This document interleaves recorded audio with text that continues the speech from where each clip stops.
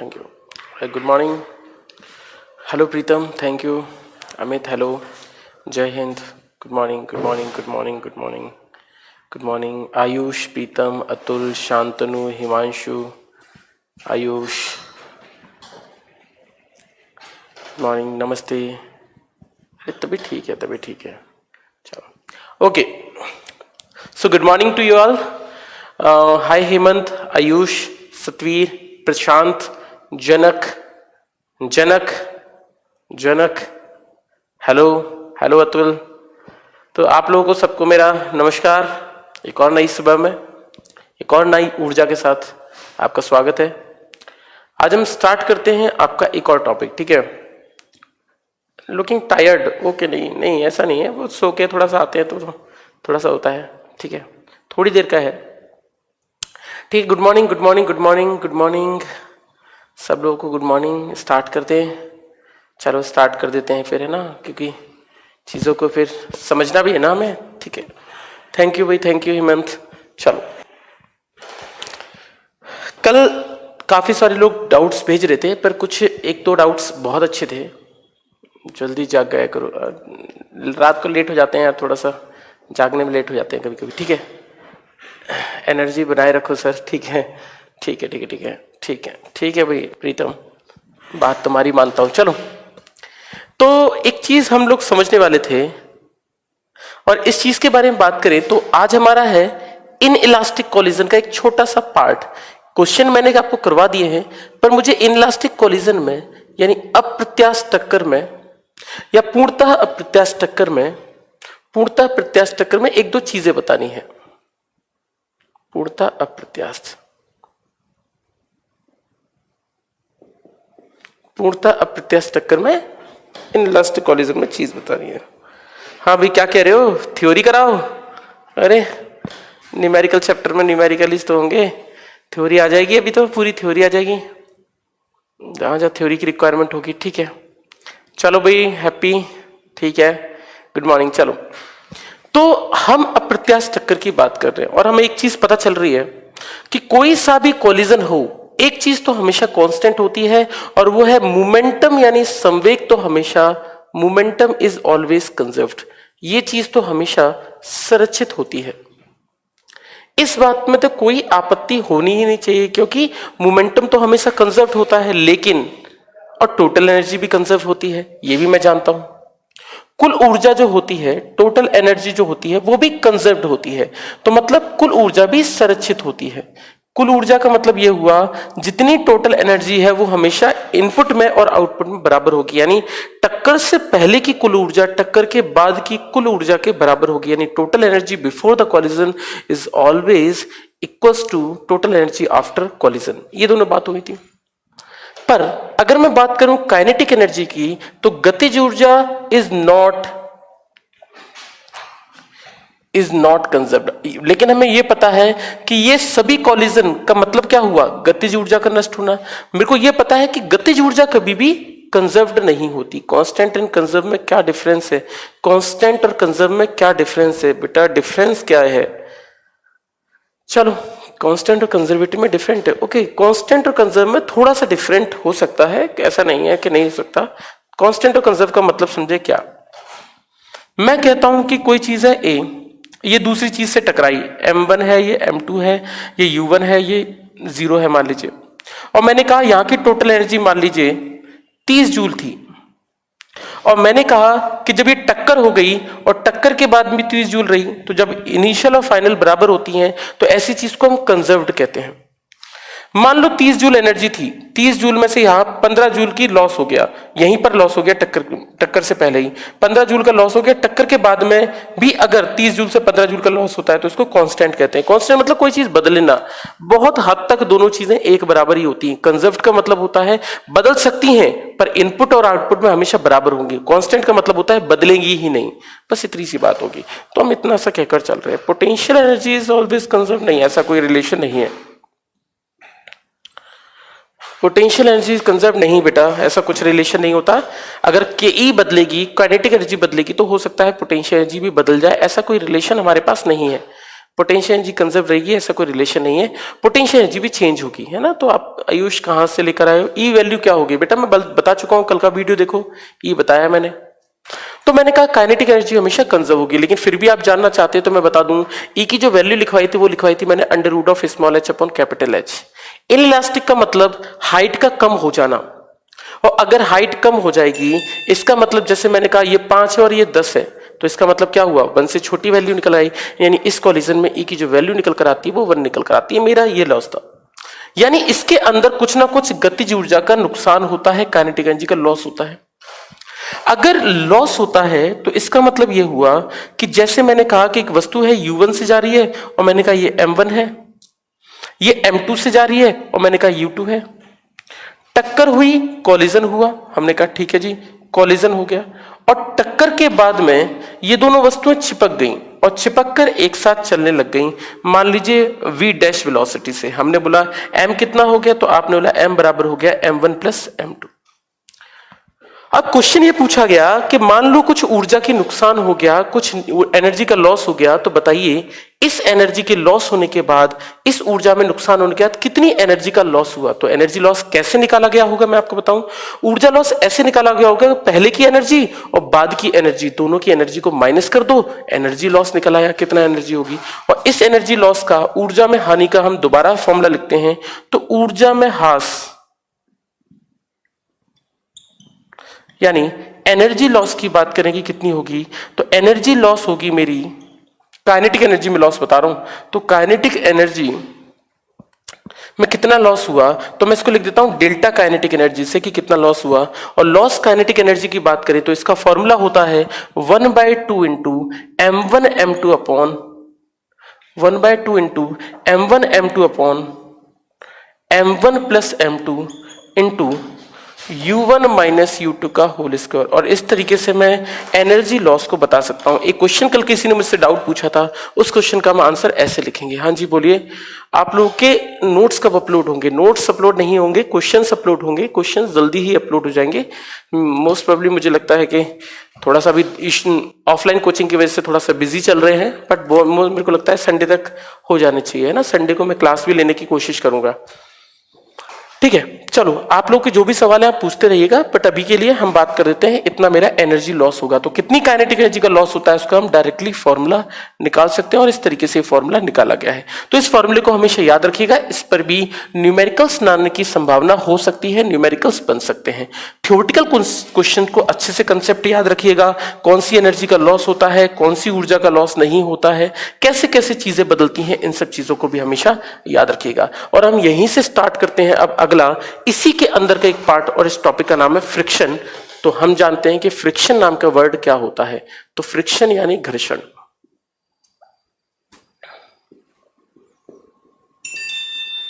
Friction यानी घर्षण, देखो फ्रिक्शन यानी घर्षण।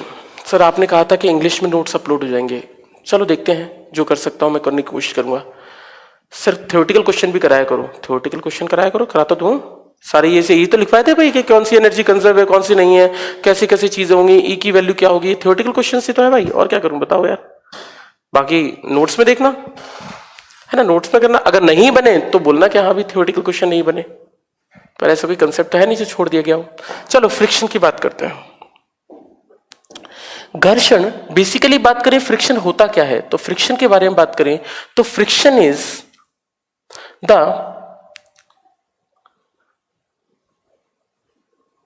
अपोजिट फोर्स, या ऐसे लिख लो,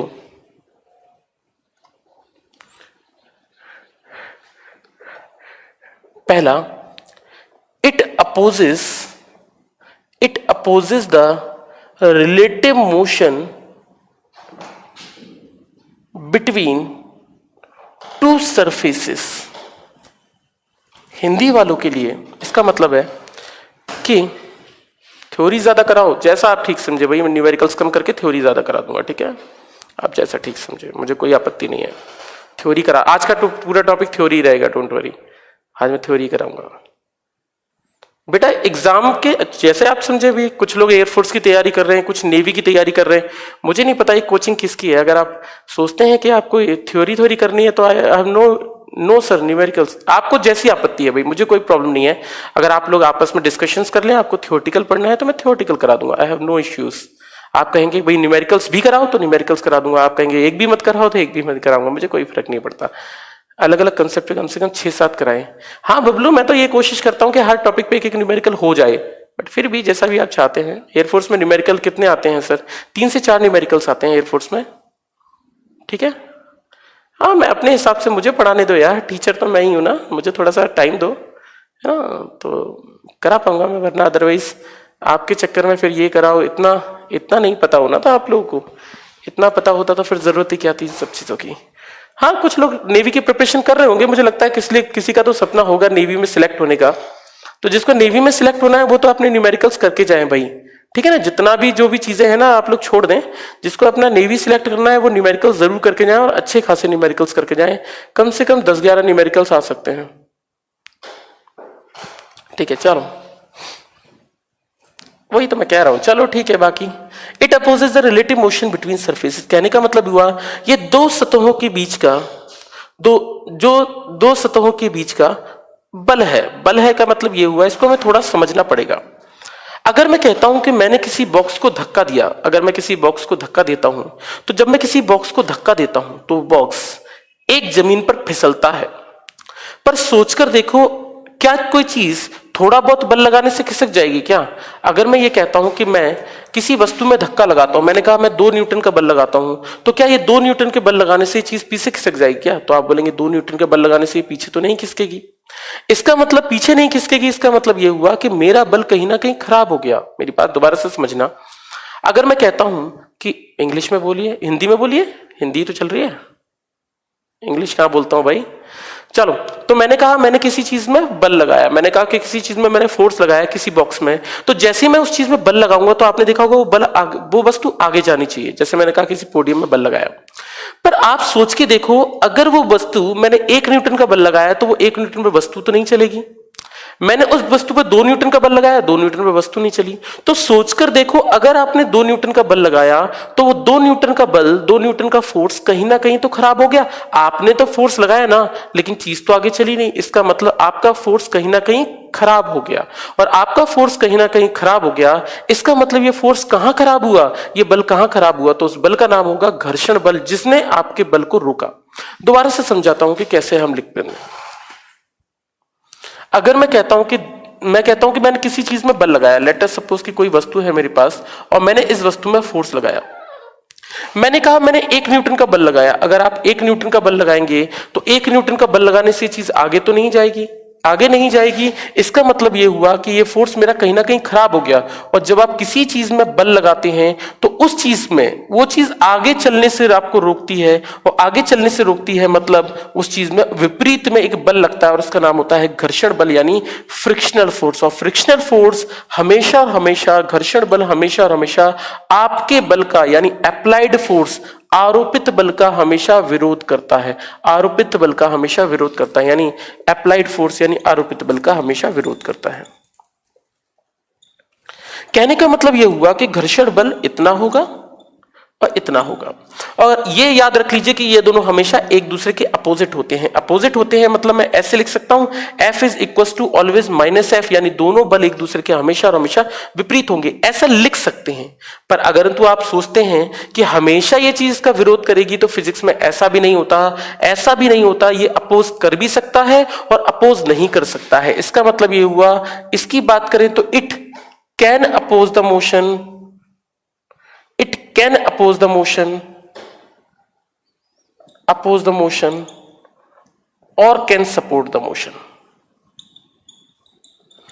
कहने का मतलब यह हुआ कि ऐसा नहीं होता कि ये सिर्फ हमेशा और हमेशा मोशन को अपोज ही करता है। अपोज का मतलब ऐसा नहीं कि हमेशा और हमेशा ये आपकी गति का विरोध ही करता है, कभी कभी ये आपकी गति को करता भी है ताकि आप गति कर सकें। जैसे एग्जाम्पल के तौर पर अगर आप करना चाहते हैं, तो जैसे मैं जब चलता हूं तो आपने चलते वक्त देखा होगा, मैं जब चलूंगा, जैसे मैं इस साइड को चल रहा हूं, तो मैं जमीन को पीछे की तरफ धक्का दूंगा। जमीन पर फ्रिक्शन होगा, घर्षण होगा, तभी तो आप आगे की तरफ मोशन कर पाएंगे। अगर जमीन पर घर्षण नहीं होता तो क्या मैं चल पाता? क्या मैं अपने पैर तो नहीं दिखा सकता, पर इतना समझ सकते हो कि अगर मैं कभी चलने का प्रयास करता हूं तो मैं पीछे की तरफ धक्का देता हूं जमीन को, और जब मैं पीछे को जमीन को धक्का देता हूं तभी तो आगे चलता हूं। अगर जमीन में घर्षण होता ही नहीं, फ्रिक्शन होता ही नहीं, तो क्या मैं आगे बढ़ पाता क्या कभी? तो आप बोलते नहीं, क्योंकि जब मैं पैर को पीछे धक्का देता तो मेरा पैर फिसल जाता और मैं आगे नहीं चल पाता। कहने का मतलब यह हुआ कि जमीन पर फ्रिक्शन होना जरूरी है, क्योंकि इस केस में गति इसीलिए हो रही है, मोशन इसीलिए हो रही है ताकि, क्योंकि फ्रिक्शन है। अगर फ्रिक्शन नहीं होता तो ऐसा कभी हो ही नहीं पाता, घर्षण नहीं होता तो कभी ये चीज हो ही नहीं पाती। एक और चीज की बात करें, बेटा हिंदी में लिखिए। क्या क्या हिंदी में लिख दूं बताइए बेटा, मैं पूरा हिंदी में लिख दूं आपके लिए? मैं हिंदी में बोलता जाता हूं, मैं कोशिश करता हूं कि आप लोग थोड़ा थोड़ा तो लिखते चलें। संस्कृत में समझाओ, मैं बताओ भाई क्या समझा दूं, बोलिए आप। मैं लिखता जा रहा हूं, ठीक है भैया, आप जैसा समझते हैं। आप सिलेबस को और लेट करते हैं और कुछ नहीं है, चलो। तो मेरे कहने का मतलब यह हुआ कि घर्षण बल लग रहा है और अप्लाइड फोर्स लग रहा है, यानी आरोपित बल लग रहा है, और ये दोनों बल लेकर कर आ रहे हैं। ठीक है, मैं हिंदी में लिखते जाऊंगा।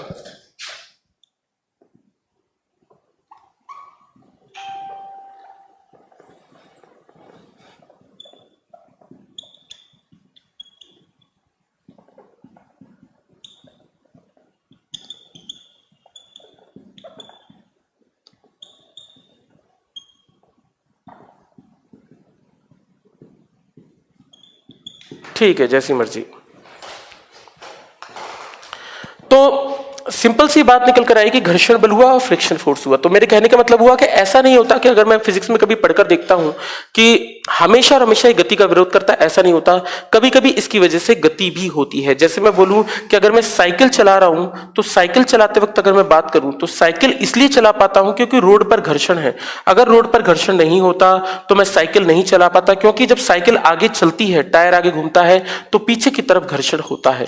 अगर घर्षण होगा तभी साइकिल में मोशन होगा, यानी गति होगी। अगर गति नहीं होगी, अगर घर्षण नहीं होगा तो इसमें कोई गति नहीं होगी। कहने का मतलब ये हुआ तभी मोशन होगा, गति होगी जब इसमें घर्षण होगा। तो ऐसा हमेशा नहीं है कि आप अगर इस चीज को रट कर बैठे हैं कि फ्रिक्शन फोर्स यानी घर्षण बल हमेशा गति का विरोध करता है, यानी अब मोशन का अपोज करता है, तो ऐसा कुछ काम है नहीं। तो ये कभी मोशन को अपोज भी कर सकता है, मोशन का अपोज कर भी नहीं सकता, यानी गति का विरोध भी कर सकता है और गति का विरोध नहीं भी कर सकता है। तो ऐसा कुछ हमेशा केस में नहीं होता। चलिए दूसरी बात करते हैं, घर्षण वास्तविकता में होता क्या है और ये आखिर है क्या चीज।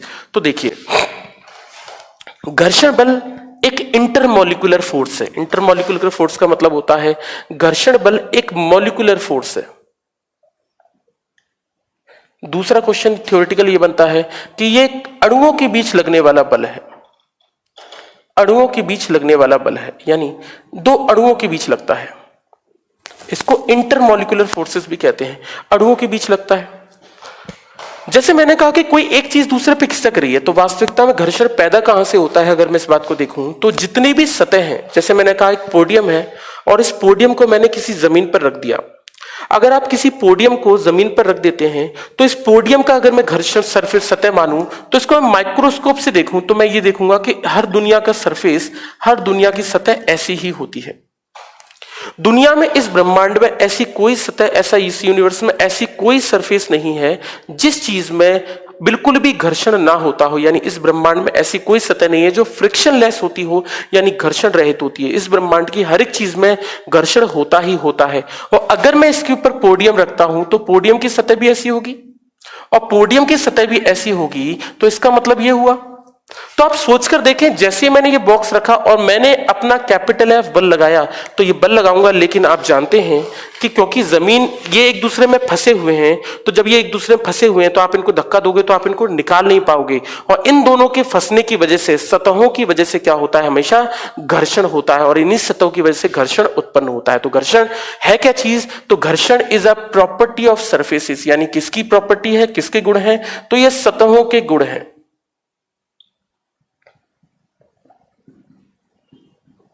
सतहों के गुण हैं, यानी ये बेसिकली प्रॉपर्टी क्या है, सरफेस की है, और ये सरफेस की हमेशा प्रॉपर्टी होती है। तो इसी तरीके से मैं जान सकता हूं। तो मैंने कहा कि ये हमेशा इसी के बीच में उत्पन्न होता है, और जब आप कैपिटल एफ लगाएंगे तो घर्षण बल कहां की तरफ निकल कर आएगा, स्मॉल एफ निकल कर आएगा। कैपिटल एफ, मान लीजिए मैंने कहा कि कैपिटल एफ मैंने 50 न्यूटन लगा दिया, आपने कहा ठीक है जी मैंने 50 न्यूटन कैपिटल एफ लगा दिया। अब मुझसे बोले कि भैया बताओ स्मॉल एफ क्या होगा, तो स्मॉल एफ का मेरे पास कोई फॉर्मूला तो होना चाहिए, घर्षण बल हम निकालेंगे कैसे?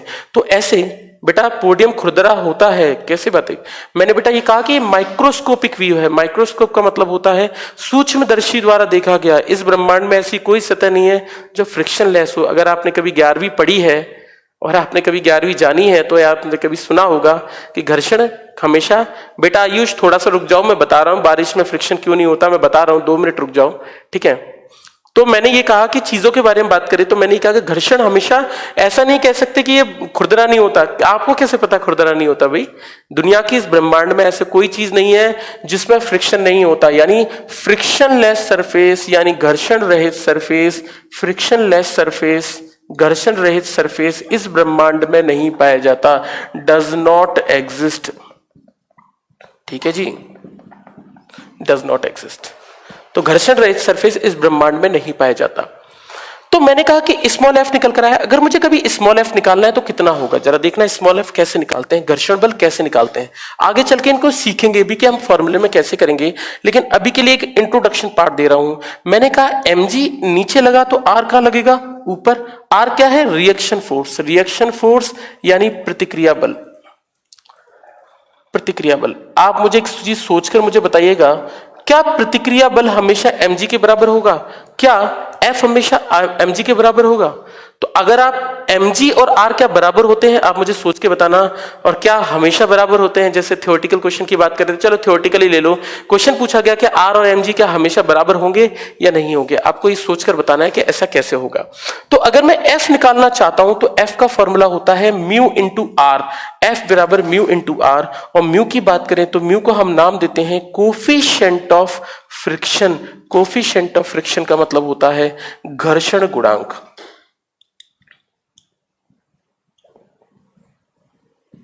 घर्षण गुणांक। तो कहने का मतलब यह हुआ कि ये मेरा म्यू निकल कर आया, इक्वल होंगे हिमांशु, अच्छा ठीक है। तो F इक्वल्स टू निकल कर आया म्यू इंटू आर, और मैंने लिख दिया कोफिशिएंट ऑफ फ्रिक्शन। इसको मैंने घर्षण गुणांक के तरीके से अपन जाना है। तो ये क्या हुआ? घर्षण गुणांक, कोफिशिएंट ऑफ फ्रिक्शन। घर्षण गुणांक की जो वैल्यू होती है, इसकी वैल्यू को हम 0 लिखते हैं। होता क्या है, मैं 2 मिनट में बता रहा हूं। म्यू की वैल्यू 0 तब होती है जब ये फ्रिक्शन लेस की बात करते हैं, यानी इस ब्रह्मांड में अगर आप घर्षण रहित सतह की बात कर रहे हैं जिसमें बिल्कुल भी घर्षण नहीं है, ऐसी सतह के लिए हम म्यू का मान 0 मानकर चलते हैं। देखो होता क्या है, वास्तविकता में हर एक सतह, अगर मैं कोई कहूं कि मैं मार्बल पे चल रहा हूं तो मार्बल पे घर्षण कुछ और होगा, रोड की बात करेंगे तो रोड पे घर्षण कुछ और होगा, दीवार की बात करेंगे तो दीवार पे घर्षण कुछ और होगा। लेकिन फ्रिक्शन अगर अलग अलग है तो एक बात बताइए, हम बताएंगे कैसे कि कौन सी चीज ज्यादा चिकनी है, कौन सी चीज ज्यादा खुरदरी है? क्या मैं हाथ लगा के बता दूं कि रोड ज्यादा खुरदरी है और जमीन कम, हमारी घरों की जमीन कम खुरदरी है? भाई हाथ लगा के नहीं बताया जा सकता, इसके लिए एक नंबर होता है, और इस सतह के नंबर बताने वाली वैल्यू को हम म्यू कहते हैं। अगर घर्षण रहित सरफेस है, फ्रिक्शन लेस है, तो म्यू 0 होगा, और अगर घर्षण है तो म्यू बराबर 1 होगा। ये इनफाइनाइट फ्रिक्शन है, यानी अनंत घर्षण है। और अनंत घर्षण की बात करें तो आप जानते ही हैं, अनंत चीज इस ब्रह्मांड में नहीं पाई जाती। अनंत घर्षण है और ये दोनों ही चीजें नहीं पाई जाती। इसका मतलब ये हुआ कि म्यू की वैल्यू हमेशा और हमेशा, प्रैक्टिकली बात करें तो हमेशा 0 और 1 के बीच में होगी। तो म्यू का मान जो होगा वो हमेशा 0 और के बीच में आएगा। तो मेरी कहने का मतलब ये निकल कर आया कि मुझे कभी भी घर्षण निकालना होगा, कोई न्यूमेरिकल दे दिया और मुझसे बोला कि बताओ इसमें घर्षण कितना होगा, तो घर्षण निकालने का, फ्रिक्शन निकालने का फॉर्मूला लगाएंगे small f equals to mu into r. Mu into बार से हम हमेशा फ्रिक्शन लिखाएंगे। जैसे अभी हम न्यूमेरिकल्स करेंगे तो आप न्यूमेरिकल्स में जानोगे कि जब भी फ्रिक्शन पूछेगा तो आपको फ्रिक्शन निकालने के लिए F equals to mu R का ही फॉर्मूला यूज करना है। आर क्या है? रिएक्शन फोर्स यानी प्रतिक्रिया बल। इतनी बात आप समझ लीजिए। आगे चलते हैं थोड़ा सा, मैक्सिमम म्यू की वैल्यू, चलो हो गया मेरे ख्याल से। तो प्रैक्टिकली ये निकल कर आती है, तो ध्यान रखिएगा वास्तविकता में वैल्यू ये निकलती है, क्योंकि ना ही 0 पाया जाता है इस ब्रह्मांड में, ना ही 1 पाया जाता है। हमेशा और हमेशा म्यू की वैल्यू किसके बीच में रहती है? तो हमेशा 0 और 1 के बीच में हमेशा बनी रहती है। तो आप याद रखिएगा म्यू की वैल्यू हमेशा 0 और 1 के बीच में आएगी। चलो नेक्स्ट चीज बात करते हैं। अभी हमारा बस फ्रिक्शन का थोड़ा सा इंट्रोडक्शन चल रहा है। फ्रिक्शन में बहुत सारे कंसेप्ट निकल कर आएंगे जो आपने पढ़े होंगे, शायद ना भी पढ़े हो, तो हम दोनों चीजों को देखकर चलेंगे कि आखिर फ्रिक्शन में और क्या क्या चीजें निकलेंगी। अब बात करते हैं कि फ्रिक्शन कितने टाइप का होता है। अगर मैं टाइप्स ऑफ फ्रिक्शन की बात करूं, घर्षण के प्रकार की बात करूं, तो टाइप्स ऑफ फ्रिक्शन, घर्षण के प्रकार, थोड़ा सा थ्योरेटिकल टॉपिक है। घर्षण के प्रकार, स्टार्टिंग में घर्षण के प्रकार की बात करेंगे। घर्षण कितने प्रकार का होता है? At balance position mg equal to R and other में not equal. Yes exactly Anand, हमेशा mg इक्वल टू आर नहीं होता। ये डिपेंड करता है कि वस्तु कैसी स्थिति में है, और वस्तु पे डिपेंड करता है। इस चीज को हम थोड़ी देर में देखेंगे, है ना? इस चीज को देखेंगे, एक मिनट देना। किस चीज का है? अरे थैंक यू, हैप्पी बर्थडे भाई।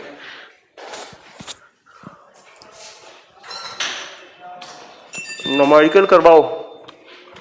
अरे रुको भाई, थ्योरेटिकल तो समझ लो, न्यूमेरिकल कैसे करोगे? हाँ भाई, न्यूमेरिकल वाले एक क्वेश्चन तुम्हारे लिए।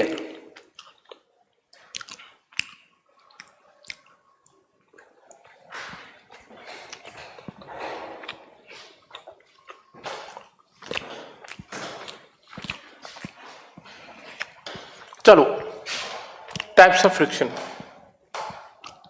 दो तरह के घर्षण की हम पढ़ेंगे। पहला फ्रिक्शन पढ़ेंगे, इसका नाम होगा काइनेटिक फ्रिक्शन, और दूसरा फ्रिक्शन होगा, इसका नाम होगा स्टैटिक।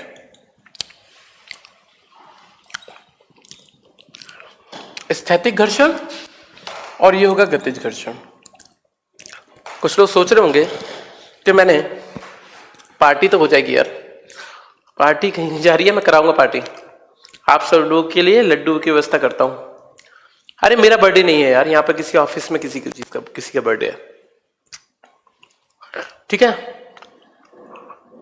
ठीक है भाई, ठीक है, चलो अपने मन से ही पढ़ाता हूं यार, मुझे कोई फर्क नहीं पड़ता। चलो, तो एक बात समझ में, अगर आपके मन में ये सवाल आ रहा हो कि भैया मैंने काइनेटिक पहले कैसे लिखा है, हाँ भाई बिल्कुल पार्टी देंगे। तो आप सोच रहे होंगे काइनेटिक कैसे लिखा है, स्टैटिक क्यों बाद में लिखा है? मैं इसका कारण अभी आपको 2 मिनट में बता दूंगा कि मैंने पहले ये क्यों लिखा है और बाद में ये क्यों लिखा है। इसका भी कारण है।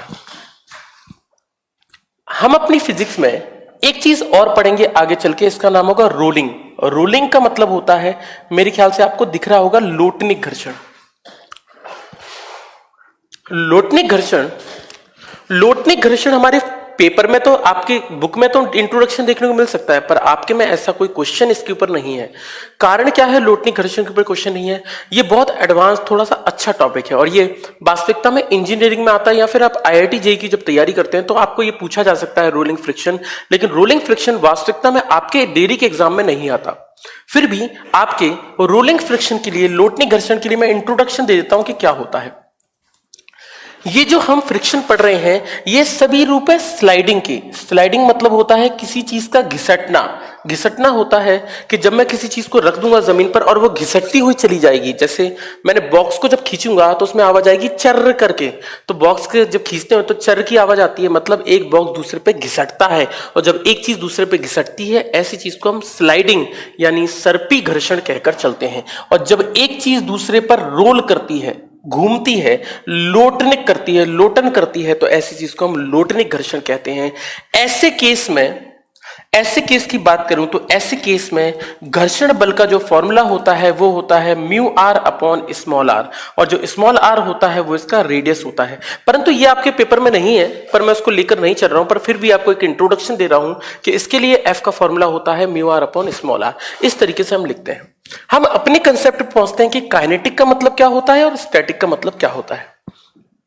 काइनेटिक की बात करें तो इट इज ऑलवेज कांस्टेंट, यानी ये हमेशा क्या होता है, नियत होता है, ऑलवेज कांस्टेंट। यानी अगर मैं कभी लिख दूंगा म्यू के तो इट इज कांस्टेंट, और मैं लिख दूंगा एफ के तो ये लिख दूंगा कांस्टेंट। ये दोनों क्या होंगे, हमेशा कांस्टेंट वैल्यू होंगी, यानी नियत वैल्यू होंगी। थोड़ी देर में बताऊंगा कि ये क्या होता है, पर आप अभी याद समझ लीजिए कि म्यू के और एफ के ये दोनों हमेशा नियत मान होते हैं, बदलते नहीं हैं, बदलते नहीं है। अगर ये दोनों बदलते नहीं है, एफ के और म्यू के बदलते नहीं है, तो ये हुआ। और काइनेटिक के लिए फॉर्मूले की बात करें तो एफ के इक्वल टू हो जाएगा, एफ इक्वल टू हो जाएगा म्यू के इंटू आर। और म्यू के को हम क्या बोलते हैं, तो म्यू के को बोलते हैं कोफिशिएंट ऑफ काइनेटिक फ्रिक्शन, यानी कोफिशिएंट ऑफ काइनेटिक फ्रिक्शन को हिंदी में लिखते हैं गतिज घर्षण गुणांक।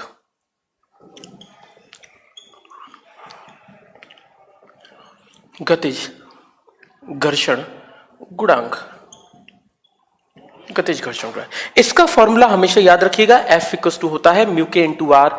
काइनेटिक का मतलब होता है किसी चीज का गति में होना, यानी वस्तु क्या है, चल रही है, गति में है यानी चल रही है। तो जब कोई वस्तु चल रही होती है, जब मैं किसी बॉक्स को खींचकर लेके आ रहा होता हूं, उस वक्त जो घर्षण लगता है उसको बोलते हैं ये।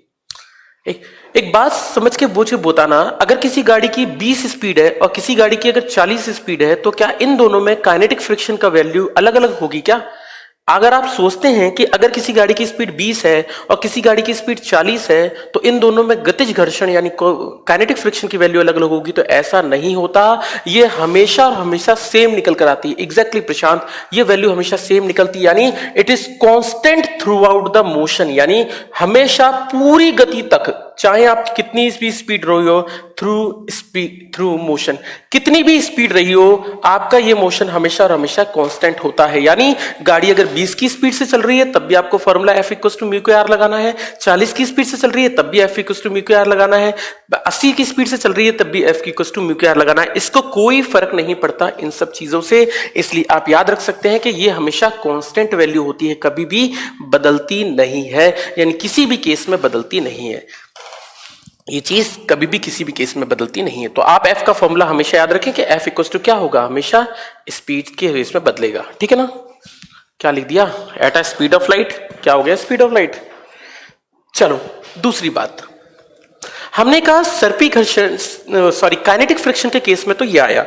अब स्टैटिक की बात लेकर आते हैं कि स्टैटिक की होता क्या है और स्टैटिक आखिर चीज क्या है, जरा देखते हैं। स्टैटिक मतलब होता है, स्टैटिक मतलब एक जगह पे रुके हुए घर्षण, ठीक है, एक जगह रुका हुआ घर्षण। अगर मैं स्टैटिक लेकर आ रहा हूं, मतलब चीज चल नहीं रही है। अब आप समझना, चीज चल नहीं रही है, मान लो चीज चल नहीं रही है, मैं आपको दो कंडीशन देता हूं। चीज चल नहीं रही है, इसका मतलब मैंने मान लो बिल्कुल भी घर्षण नहीं लगाया, तो आपने ठीक है।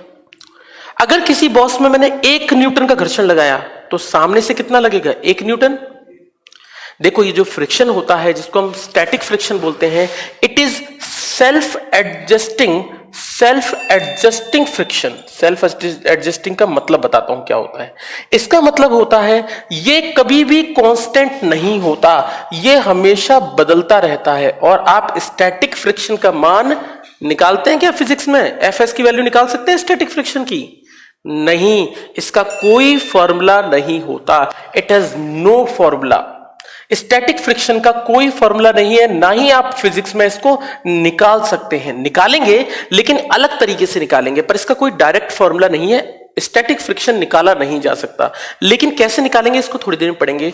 तो ये अपने आप बदलता है। सेल्फ एडजस्टिंग का हिंदी मीडियम, सेल्फ मतलब होता है खुद, और एडजस्टिंग मतलब होता है अपने आप एडजस्ट करने वाला, अपने आप अपनी वैल्यू को बदल लेने वाला, और फ्रिक्शन मतलब होता है घर्षण। तो याद रखिएगा, तो ये हमेशा बदलता है। कैसे बदलता है मैं आपको थोड़ी देर में बताता हूं।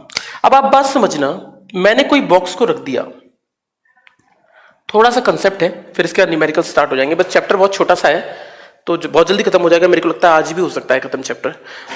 तो मैंने कहा कि ये चीज निकल कर आई और मैंने कहा मैंने कैपिटल एफ लगाया। अब आपने लगा कैपिटल एफ लगाया और मैंने कहा स्मॉल एफ लगा, यहां पर घर्षण बल इतना लगा। अब आप समझना, मैंने कैपिटल एफ 1 न्यूटन लगाया, तो 1 न्यूटन पे वस्तु चली नहीं, तो सामने से कितना आ रहा होगा, 1 न्यूटन आ रहा होगा। मैंने 2 न्यूटन लगाया तो सामने से कितना आ रहा होगा, 2 न्यूटन आ रहा होगा। 3 न्यूटन आ रहा है तो सामने से कितना आया, 3 न्यूटन। समझो, घर्षण अपने आप एडजस्ट कर रहा है अपने आप को। कितना एडजस्ट कर रहा है, जितना आप लगा रहे हो। अगर आप 4 न्यूटन लगाओगे तो सामने से कितना निकलेगा, 4 न्यूटन लगेगा। आप 5 न्यूटन लगाओगे तो सामने से कितना लगेगा, 5 न्यूटन लगेगा। आप 6 न्यूटन लगाओगे तो सामने से कितना निकलेगा, 6 न्यूटन लगेगा। मतलब ये घर्षण जो एफ स्टैटिक फ्रिक्शन है, ये अपने आप को बैलेंस कर रहा है। बैलेंस कर रहा है मतलब उतना ही लगा रहा है जितना आप लगा रहे हो। अगर आप कभी कभी किताबों में पढ़ो तो हो सकता है आपको किसी किताब में ऐसा देखने को मिल जाए कि भैया एफ एस जो होता है वो ज्यादा होता है कैपिटल एफ से। अगर आप ऐसा कोई किताब में पढ़ के देखते हैं तो याद रख लीजिए गलत होता है, ऐसी कोई चीज नहीं होती। क्योंकि अगर ये वाला घर्षण ज्यादा हो जाएगा बेटा तो ये वाली चीज पीछे नहीं चली जाएगी, और ये पीछे क्या जा सकती है क्या? अपने आप नहीं जा सकती। इसका मतलब ये अपने आप को एडजस्ट करता है जितना ये होता है, ताकि कैंसिल कर सके और चीज चले ना। इसका मतलब आप एक लगाएंगे तो सामने से एक लगेगा, दो लगाएंगे तो दो लगेगा, तीन लगाएंगे तो तीन लगेगा, चार लगाएंगे तो चार लगेगा। और मान लो ये वस्तु 10 न्यूटन के बाद चलने वाली है, तो आपने 10 लगाया तो सामने से भी कितना आया? 10 न्यूटन आया। और मान लीजिए ये सबसे अधिकतम वैल्यू है, तो जो सबसे घर्षण की अधिकतम वैल्यू होती है, जो सबसे मैक्सिमम वैल्यू होती है, घर्षण की सबसे अधिकतम, फ्रिक्शन की मैक्सिमम वैल्यू होती है, उस वैल्यू को हम नाम देते हैं लिमिटिंग फ्रिक्शन। क्योंकि इसके बाद अगर आपने जरा सा भी फोर्स अपना ज्यादा बढ़ाया, ये चीज चलने लग जाएगी तो ये स्टैटिक बदल जाएगा। तो स्टैटिक में जो सबसे अधिकतम घर्षण होता है उसको हम नाम देते हैं एफ लिमिटिंग। और लिमिटिंग मतलब होता है सीमांत घर्षण। तो जिन लोगों को हिंदी है तो ध्यान रखिएगा, ये सीमांत घर्षण की बात की। फिर से समझाता हूं सीमांत क्या होता है। जीरो मतलब बिल्कुल भी घर्षण ना लगना। अगर आपने 0 न्यूटन का बल लगाया तो 0 आएगा, मतलब 0 सबसे कम। 1 न्यूटन लगाया, सामने से 1 न्यूटन, 2 न्यूटन लगाया, 2 न्यूटन, 3 न्यूटन लगाया, 3 न्यूटन। मान लो ये चीज 10 न्यूटन के बाद चलने वाली है, तो जैसे ही आप 10 न्यूटन लगाओगे तो सामने से भी 10 न्यूटन, लेकिन जैसे ही मैं 10.1 न्यूटन करूंगा ये चीज चलने लग जाएगी। तो 10 न्यूटन, 10 न्यूटन क्या होगा? इसकी सबसे मैक्सिमम वैल्यू होगी, सबसे अधिकतम होगी।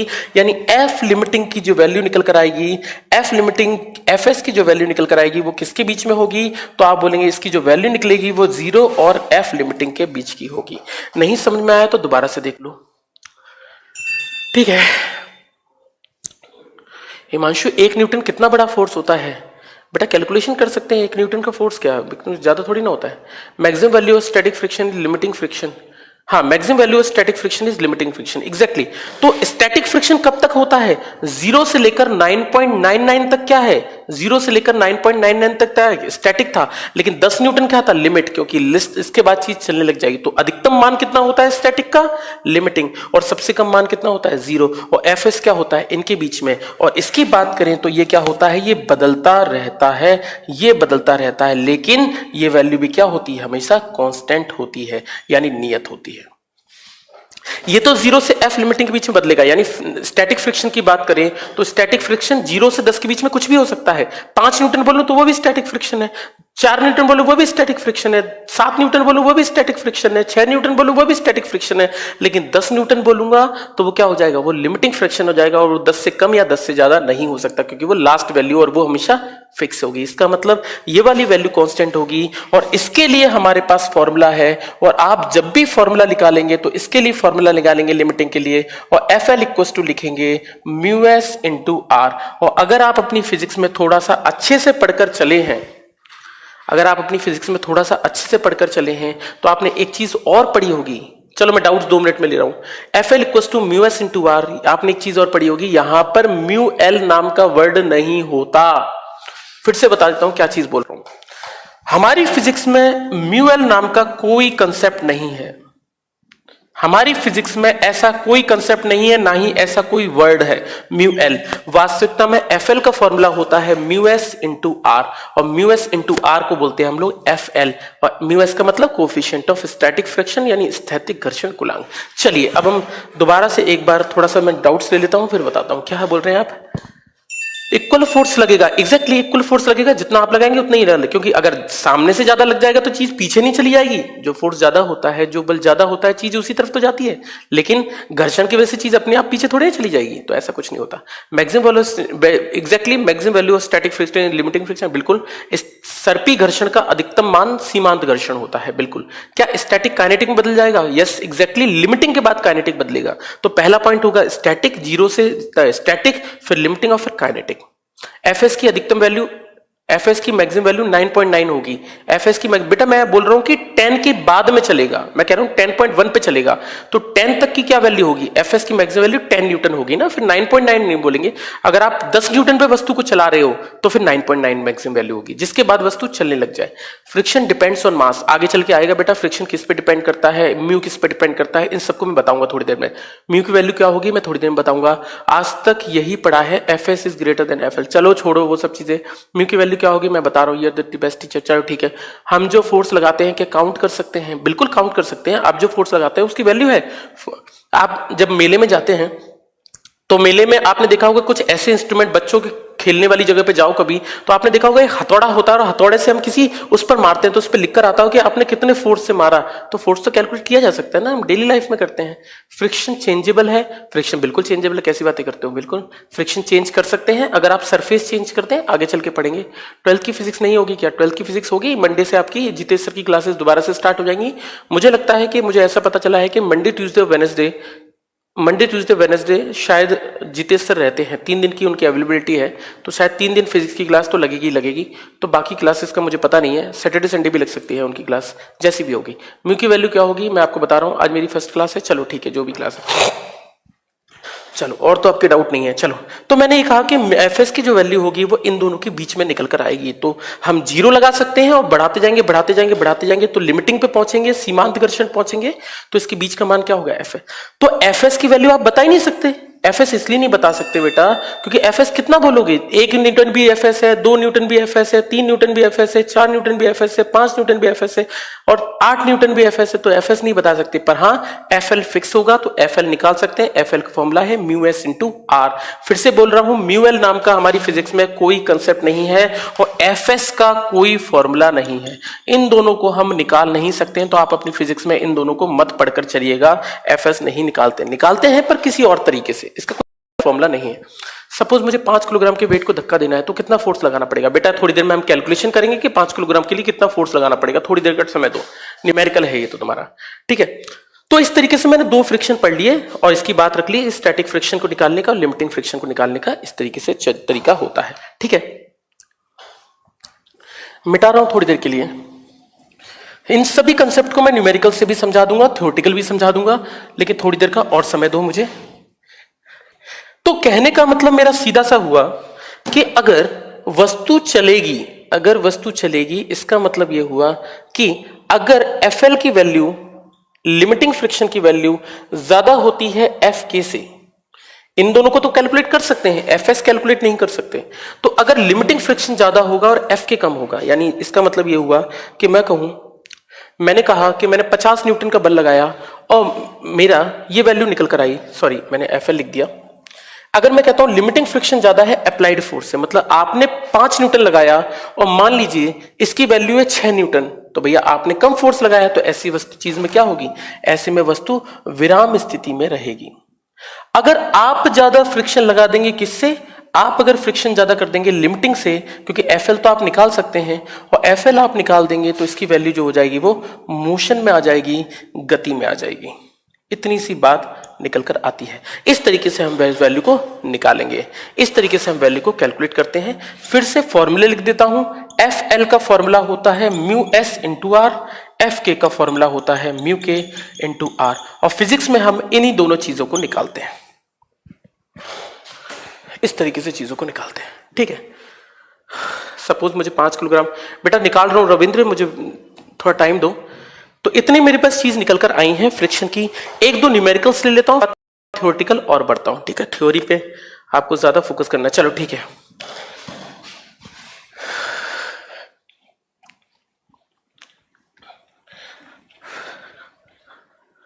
चलो क्वेश्चन समझेंगे, इसके बाद ही हम पता लगा पाएंगे। अच्छा एक पॉइंट नोट और डाल दूं, एक और थ्योरेटिकल क्वेश्चन। एक और चीज हम बोल सकते हैं कि म्यू के बारे में बात करें तो म्यू का फॉर्मूला था F/R।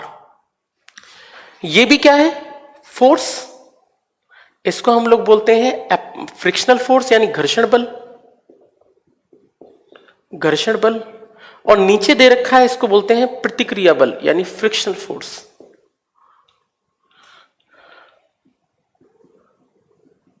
प्रतिक्रिया बल। और दोनों फोर्स अपन फोर्स हो गए, तो ऐसी वाली चीजों को ना ही हम कोई यूनिट लिख पाएंगे ना कोई डायमेंशन लिख पाएंगे।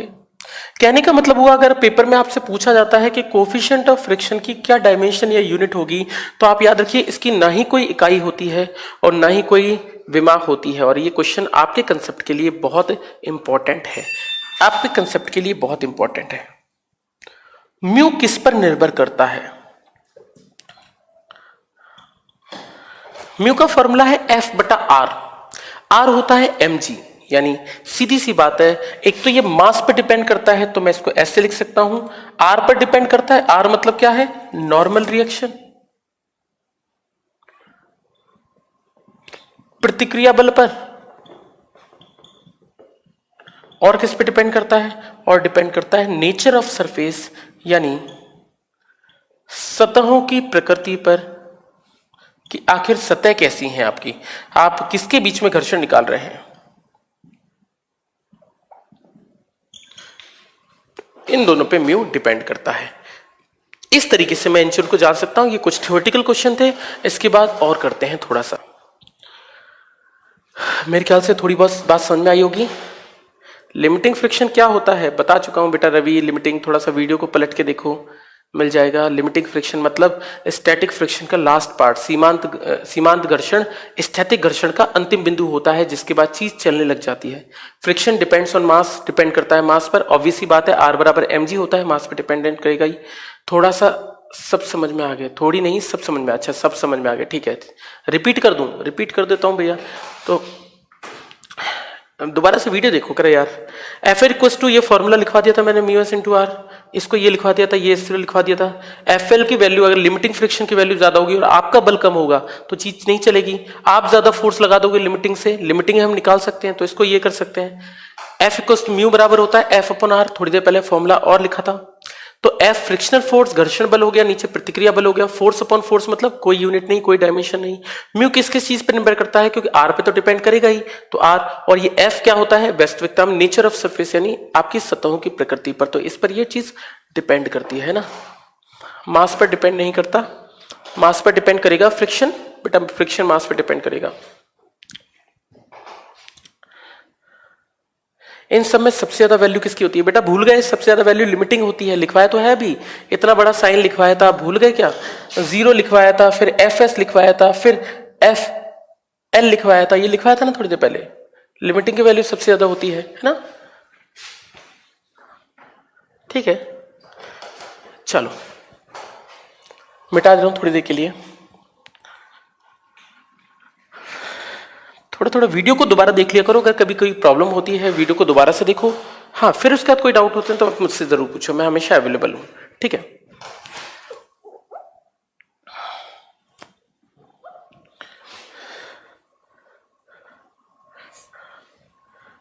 ये हुआ अप्लाइड फोर्स,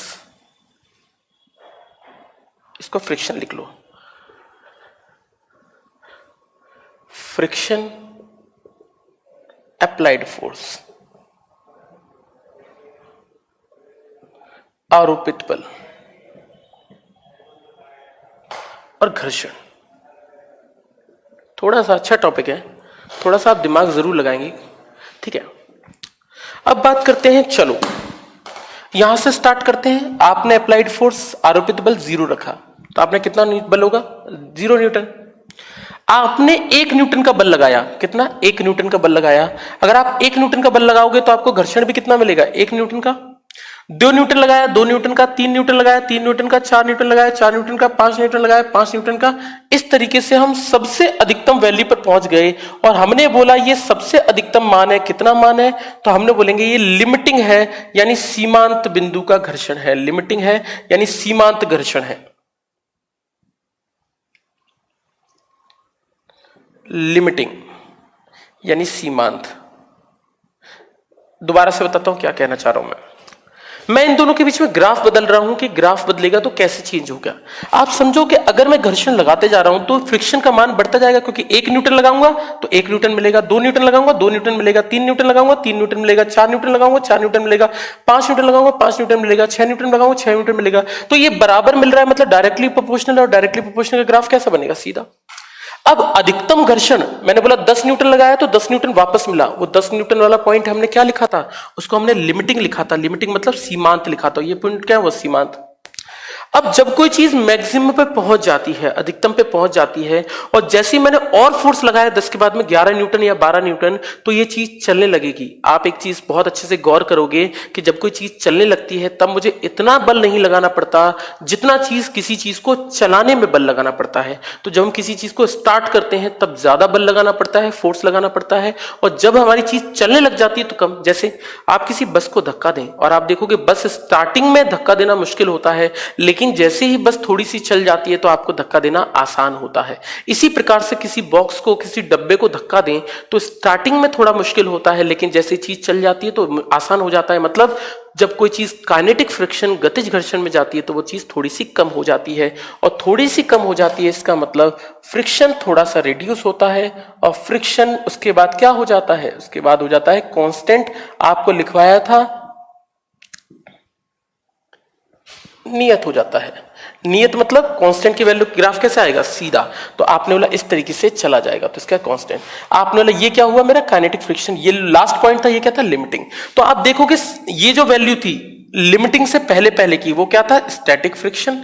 ये पॉइंट क्या था, इस पॉइंट को हमने बोला लिमिटिंग, और ये क्या फॉर्म है मेरा, काइनेटिक फ्रिक्शन। अगर मैं इस ग्राफ से देखूं तो मुझे बहुत अच्छे से समझ में आ रहा है कि एफएल की जो वैल्यू है वो ग्रेटर देन होती है एफके से, और एफएल की वैल्यू होती है वो इससे ग्रेटर होती है, और एफएल से वैल्यू जो होती है वो एफएस होती है, और एफएस से जो वैल्यू होती है वो 0 होती है। और इस प्रकार से मेरा जो ग्राफ बनकर आता है वो ग्राफ मेरा ये बोलता है कि अगर आप कभी भी इन सब चीजों को देखना चाहते हैं तो इस तरीके से लिख सकते हैं। क्या शर्त पुश करने में फोर्स लगता है जबकि पुल करने में, बेटा मैं कल प्रूव कर दूंगा इस चीज को आयुष, मैं इसका डेरिवेशन करा दूंगा आपको कि कैसे पुल करने में कम फोर्स लगता है और धक्का देने में ज्यादा लगता है, इस चीज को बता दूंगा। सर 1 किलोग्राम में कितना न्यूटन होता है, बेटा 1 किलोग्राम नहीं होता है, 1 केजीएफ होता है। इसको 1 केजीएफ कहते हैं, किलोग्राम मास की यूनिट है, द्रव्यमान की इकाई अंकुर। केजीएफ यानी किलोग्राम फोर्स, किलोग्राम बल इसकी इकाई है, इसमें 9.8 होता है। ठीक है, काइनेटिक में होने से पहले फ्रिक्शन क्यों कम होता है, काइनेटिक में होने से पहले फ्रिक्शन कम क्यों होता है, काइनेटिक में होने से पहले फ्रिक्शन कम क्यों होता है, मैं समझा नहीं। काइनेटिक से पहले फ्रिक्शन कम कहाँ है, उससे पहले तो लिमिटिंग है ना, तो लिमिटिंग तो ज्यादा होता है, काइनेटिक सबसे कम होता है। सर वीडियो में बहुत समय खत्म हो जाता है, दोबारा कैसे देखें, दोबारा कैसे देखें, दोबारा तो भाई देखो यार ये तो देखना पड़ेगा, आपके पास वीडियो बहुत सारी समय तक है, एग्जाम तक है, तो कम से कम आप 2 बार तो वीडियो एटलीस्ट देखिए, एक वीडियो को नोट्स बनाओगे, इन सब चीजों को बनाओगे तो काइनेटिक में होने से पहले फ्रिक्शन। चलो ठीक है, और कोई नया question, friction is easier than force. अरे नहीं यार, फ्रिक्शन ऑलमोस्ट दोनों अच्छे टॉपिक्स हैं अगर हम समझते हैं तो। चलो ठीक है, थोड़ी देर में देखते हैं, फिर हम 1-2 चीजें और देखते हैं। तो ये एक छोटा सा टॉपिक और था जिसको समझाना था मुझे। मेरे ख्याल से आपकी बहुत सारी चीजें एक्सप्लेन हुई होंगी जो आपने 11वीं क्लास में मेरे ख्याल से पढ़ी होंगी, अगर नहीं पढ़ी है तो इनको पढ़ना चाहिए था। अरे रविंद्र नहीं मान रहा ये लड़का, चलो रविंद्र का ही क्वेश्चन ले लेते हैं।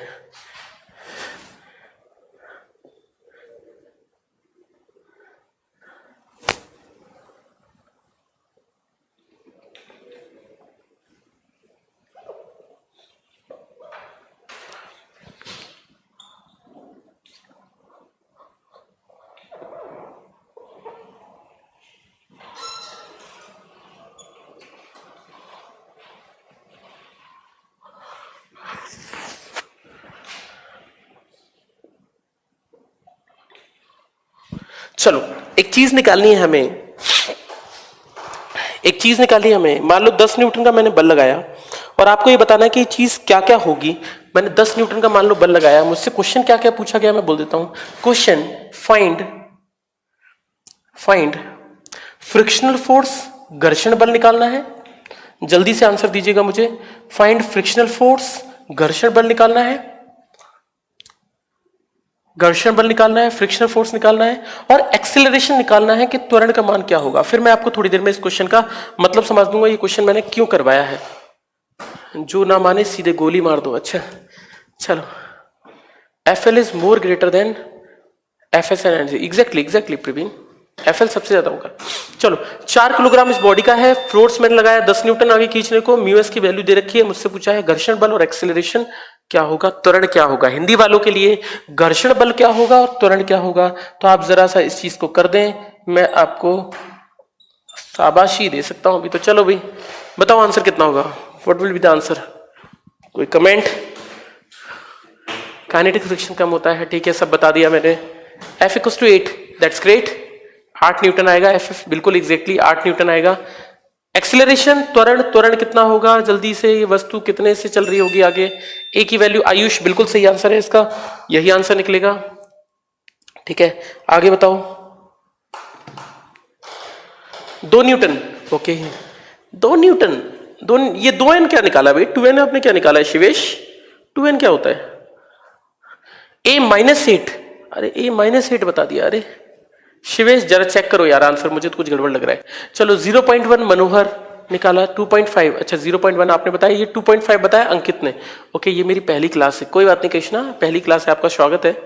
ठीक है, F equals to 2 newton, 2 newton, 2.5 newton, 5 newton, 8 newton. Sir को डायरेक्शन दे कैसे पता चलेगा, इससे अच्छा तो कोई ढंग का क्वेश्चन ही पूछ लिया जाए।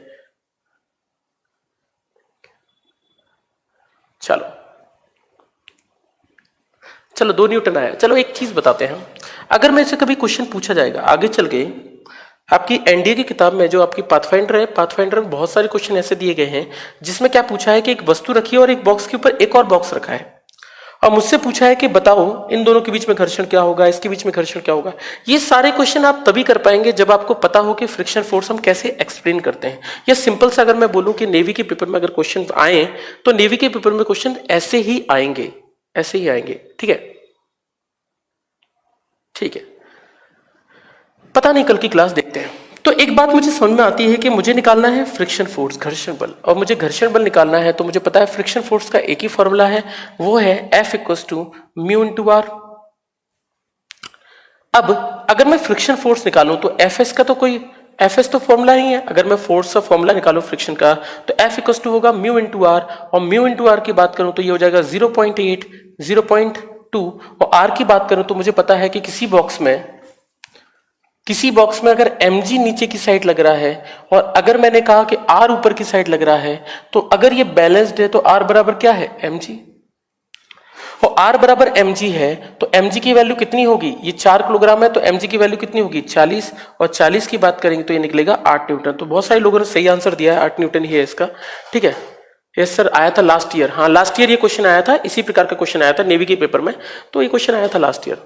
सर म्यू मास डिपेंड करता है या नहीं, अच्छा म्यू मास पे डिपेंड, बेटा मास पे डिपेंड नहीं करता, रिएक्शन फोर्स पे डिपेंड करता है, और रिएक्शन फोर्स से मास का लेना देना कम होता है ना। तो चलो 1/5, ठीक है। तो मेरा F निकल कर आया, ये लास्ट ईयर का क्वेश्चन है नेवी का, जो लोग पेपर दिया है वो लोग जानते होंगे इस क्वेश्चन को। तो F equals to mu R निकल कर आया। इसके बाद हम बात करते हैं कि भैया A कितना होगा। तो अगर मुझे एक्सेलरेशन निकालना है, त्वरण निकालना है, तो त्वरण कैसे कर सकते हैं। एक्सेलरेशन की बात करें तो एक्सेलरेशन का फॉर्मूला आपको एक ही पता है आज तक, A बराबर F/m। अगर F यहां है तो फ्रिक्शन फोर्स कहां होगा, यहां होगा, और फ्रिक्शन फोर्स कितना निकला है 8 न्यूटन, 8 न्यूटन निकल कर आया। हमने कहा ठीक है, अगर 8 न्यूटन निकल कर आया तो हमने कहा ठीक है, ये FL निकाला है हमने, FL ही निकाल सकते हैं। तो आपने इस साइड कितना निकल लग रहा है 8 न्यूटन, इस साइड कितना लग रहा है 10 न्यूटन। हमने कहा ठीक है जी, इस साइड 10 है, इस साइड 8 है, इसका मास हमें पता ही है। अब मुझसे बोला A बराबर F/m, अगर मुझे पता है A बराबर F/m होता है तो इसको मैं लिख सकता हूं F नेट अपॉन m, और ये होगा 10 - 8, 8/4, इसकी वैल्यू निकलेगी 0.5, सॉरी ये हो गया 8, नहीं 8 कैसे लिख दिया मैंने, F नेट 10 - 8 2/4, और उसकी वैल्यू निकलेगी 0.5 मीटर पर सेकेंड स्क्वायर। इस तरीके से इस क्वेश्चन को एक्सप्लेन किया जाएगा। 1/2 होता है 0.5, तो इस तरीके से इस क्वेश्चन को लिखेंगे, इसका आंसर निकलेगा 0.5। 1/5 बहुत सारे लोगों ने आंसर दिया है, आयुष बिल्कुल गुड कंसेप्ट। हाँ ये पिछले साल क्वेश्चन आया था तो हमें करना जरूरी था, और ऐसा ही क्वेश्चन एक और करता हूं जो अरिहंत की किताब में दे रखा है। ये भी क्वेश्चन बहुत कुछ ऐसा ही है जो आपके कंसेप्ट को और क्लियर करेगा। आप करते चलें, ऐसा कोई एग्जाम, चाहे आप नेवी की तैयारी करें, चाहे आप एयरफोर्स की तैयारी करें, चाहे आप डिफेंस के किसी भी एग्जाम की तैयारी करें, मैं चाहूंगा कि आपके सारे एग्जाम्स एक साथ क्लियर होते जाएं, किसी भी एग्जाम में कोई प्रॉब्लम ना हो। तो इस तरीके से आप सारी की सारी चीजें एक साथ क्लियर करते जाएं, कोई भी कंसेप्ट नहीं छूटना चाहिए आपसे रिलेटेड, है ना। सॉरी मैंने F नेट ले लिया था, ठीक है। सारे एग्जाम्स ऑलमोस्ट जो एयरफोर्स नेवी में आते हैं मैं कराते जाऊंगा, जितने भी क्वेश्चन मुझे मिलेंगे मैं बताते भी जाऊंगा। 1/5 आएगा सर, हाँ ठीक है। चलो एक और क्वेश्चन की बात ले लेते हैं। एक क्वेश्चन और दिया गया, इस क्वेश्चन का बस कंसेप्ट बनाने का मतलब है, लेकिन ऐसा क्वेश्चन अरिहंत की किताब में दे रखा है तो मेरे को ये क्वेश्चन कराना जरूरी है। क्वेश्चन है, मान लो अभी भी वेट है इसका, मास है इसका 4 किलोग्राम, अब की बार फोर्स ऐसे ना लगाकर इसने बोल दिया फोर्स ऐसे लगा है। फोर्स कितना है? लेट अस सपोज 10√2, 10√2 का फोर्स है। अब मुझसे क्वेश्चन पूछा कि अगर 10√2 का फोर्स है और मैंने कहा ये कितना है एंगल, इसको बोला गया है कि 45 डिग्री का एंगल बनाया गया है। पूछा है दोबारा से फाइंड रिएक्शन फोर्स, प्रतिक्रिया बल निकालो, प्रतिक्रिया बल निकालो,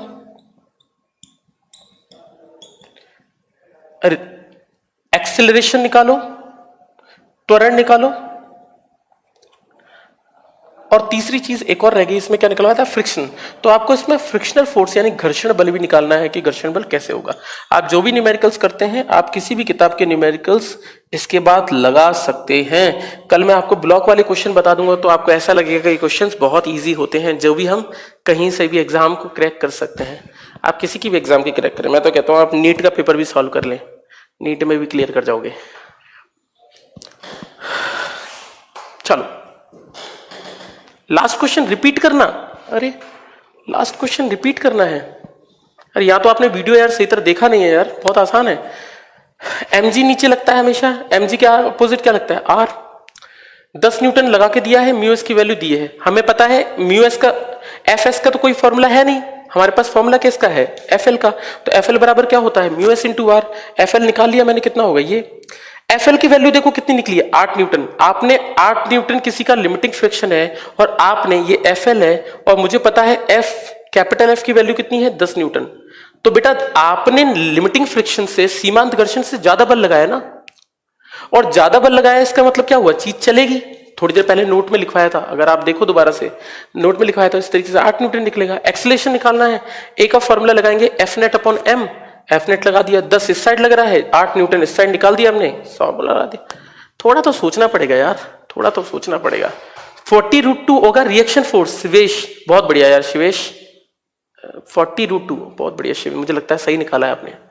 ठीक है ठीक है, हाँ शिवेश पढ़ते हो यार, तो बहुत अच्छे आंसर देते हो। चलो बहुत सारे लोग आंसर्स दे रहे हैं, मुझे अच्छा लग रहा है। चलो अब कैपिटल एफ फोर्स क्या है इस डायरेक्शन में, अब कैपिटल एफ अगर इस दिशा में है, मुझे पता है फोर्स क्या है? वेक्टर है, सदिश राशि है। और जितनी भी वेक्टर क्वांटिटीज होती हैं, तो वेक्टर क्वांटिटीज की सारी वेक्टर क्वांटिटीज में हमें कंपोनेंट में डिवाइड करना जरूरी है, क्योंकि एक्स में अलग होगा, वाई में अलग होगा। अगर मैं एक्स और वाई की बात करूं तो एक्स में कितना होगा ये, तो मैं लिख सकता हूं इसको 10√2 cos 45 होगा। इस 10√2 cos 45 ये होगा, और ऊपर की साइड बात करूं तो इसका एक और कंपोनेंट कितना होगा, तो इसको मैं लिख सकता हूं 10√2 sin 45। इतना तो फिजिक्स में आता होगा, अगर इतना भी नहीं आता तो बेटा दोबारा से पढ़ो चीजों को। R40 और A 2.5, चलो ठीक है। 10√2 sin 45। हमें पता है रिएक्शन फोर्स का लगता है ऊपर, mg का लगता है नीचे। mg कितना होगा? 40। मैंने डायरेक्टली लिख दिया mg कितना होगा? 40। अब अगर मुझे रिएक्शन फोर्स निकालना है तो लिख सकता हूं, इसको मैं थोड़ा सा और सॉल्व कर लेता हूं। 10√2 cos 45, cos 45 की वैल्यू की बात करें तो ये 1/√2 होगा, और इसकी वैल्यू कितनी निकलेगी? 10 न्यूटन। इसकी भी वैल्यू कितनी निकलेगी? 10 न्यूटन। अगर आपको दिख रहा हो तो वाई कंपोनेंट में फिर से लिख देता हूं, आपको समझ में आ जाएगा, आप थोड़े इंटेलिजेंट हो। 10 न्यूटन ये होगा, तो 10 न्यूटन ये, 10 न्यूटन ये। अगर मुझे रिएक्शन फोर्स निकालना है तो बेटा रिएक्शन फोर्स अब की बार 40 के बराबर नहीं होगा। जो लोग फिजिक्स में इस चीज को पढ़कर बैठे हैं, रट्टा मारकर बैठे हैं, ऐसा नहीं होता बेटा। प्रतिक्रिया बल अभी थोड़ी देर पहले बताया था, आर एम जी के बराबर हमेशा नहीं होता। या पढ़कर भले ही चले हो, आर एम जी के बराबर हमेशा नहीं होता। इस बार एम जी की वैल्यू, आर की वैल्यू कुछ और होगी, क्योंकि आर प्लस 10 इक्वल टू होगा 40। दोनों बल ऊपर हैं, R प्लस 10 और बराबर क्या होगा? 40। और R की वैल्यू निकालेंगे तो कितना निकलेगा? 30 न्यूटन निकलेगा। तो इस बार रिएक्शन फोर्स की वैल्यू होगी 30 न्यूटन। ऐसे पेपर में आपके क्वेश्चंस आते हैं नेवी वाले में। चलो एक और बात करते हैं, सिर्फ रिएक्शन पूछ ले तो नेवी में ऐसा क्वेश्चन जरूर पूछ सकता है। सिर्फ R पूछ ले, बहुत छोटा सा क्वेश्चन है आपके कंसेप्ट के लिए। आप ल्यूसेंट की बुक में सॉल्व करेंगे तो एक क्वेश्चन ऐसा दे रखा है। नेक्स्ट चीज, अब मुझे निकालना है इसमें फ्रिक्शनल फोर्स, घर्षण बल निकाल लेते हैं। F इक्वल टू क्या होता है? हमें पता है F निकालना है। F के इक्वल टू क्या होता है? क्या बल? मेरे को म्यू नहीं दिया है मैंने, चलो म्यू नहीं दिया है तो पता नहीं कैसे कर लिया आप लोगों ने। म्यू नहीं दिया है तो म्यू की वैल्यू दे देते हैं, म्यू के की वैल्यू देते हैं 0. म्यू के की वैल्यू दे देते हैं हमारे 0 पॉइंट मान लो, कितनी मान लो, 0.3 मान लो, 0.3 है मान लीजिए, म्यू की वैल्यू 0.3 है, मैंने ये नहीं दी थी। अब मुझे बताना है कि ये चीज कितने से चल रही है। चलो कितने से चल रही है हम चीज निकाल लेते हैं। हमें पता है एफ के इक्वल टू क्या होता है, म्यू के इंटू आर।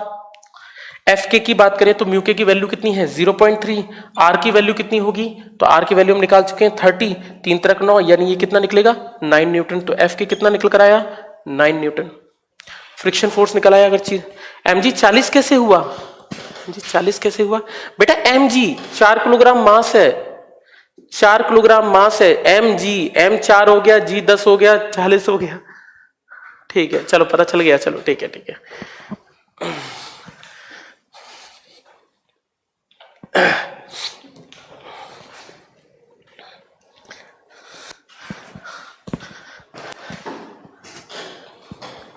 बेटा अक्षय क्लास कब खत्म होगी, बेटा क्लास खत्म करने में क्या है, वीडियो तो पॉज करना है, वीडियो तो हटाना है। अपने मोबाइल में कितना टाइम लगता है। न्यूमेरिकल्स कहाँ से प्रैक्टिस करें श्रीमान, न्यूमेरिकल्स कहाँ से प्रैक्टिस करें। आप जो भी बुकलेट लगाते हैं मुझे कोई फर्क नहीं पड़ता, मैंने आपको फिर से बोला, आप कोई भी बुकलेट लगाएं, आपके सारे बुकलेट के क्वेश्चंस होंगे। आप जो भी लगाते हैं मुझे कोई फर्क नहीं पड़ता, आप कोई भी बुक ले लें मार्केट से, क्वेश्चंस होने चाहिए, मेन कंसेप्ट तो यही है। चलो ताकि कोई भी चीज छूटे ना। चलो हमने न्यू निकाल दिया, अब हमारे पास ए की वैल्यू आई, ए निकाल सकते हैं।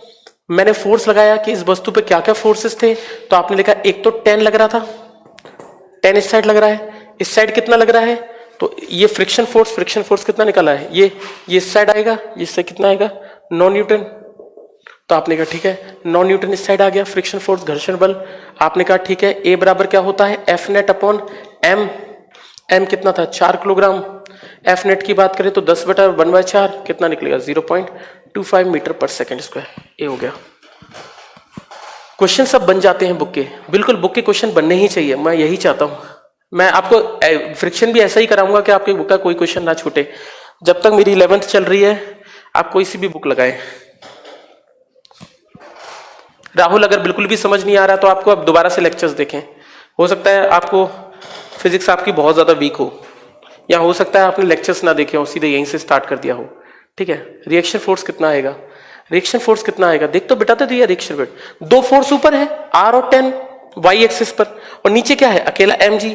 तो आप 40 को किसके बराबर कर देंगे आर प्लस 10 के, आर कितना निकलेगा इसको सॉल्व करके 30 न्यूटन, रिएक्शन फोर्स 30 आ जाएगा। शिवेश, हाँ शिवेश, हाँ मेरे द्वारा करे गए न्यूमेरिकल्स काफी हैं, कोई भी बुक लगाइए इसके बाद। ठीक है राहुल, आप वीडियो को पहले लेक्चर से दोबारा से देखें, जब से हमने पढ़ाना स्टार्ट किया है, हो सकता है आप बीच में से आ गए हो।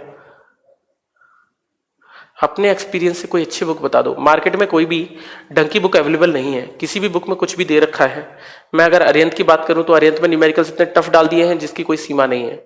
ल्यूसेंट है, ल्यूसेंट थोड़ी ठीक ठाक बुक है, और कोई भी बुक मार्केट में ऐसी नहीं आती जिसका कंसेप्ट बहुत अच्छा, कोई बहुत सी चीज दे रखी हो। पर फिर भी सर आर प्लस 10 क्यों हुआ बेटा, आर प्लस 10 अच्छा क्यों हुआ, एक वस्तु है, 2 फोर्स लग रहे हैं ऊपर, एक आर लग रहा है, एक ऊपर 10 लग रहा है, और नीचे लग रहा है mg। तो अब इक्वल एंड अपोजिट फोर्सेस होने चाहिए थे, तो हमने क्या करा अपोजिट फोर्सेस को प्लस कर दिया, क्या दिक्कत हो गई, ये तो किया हमने।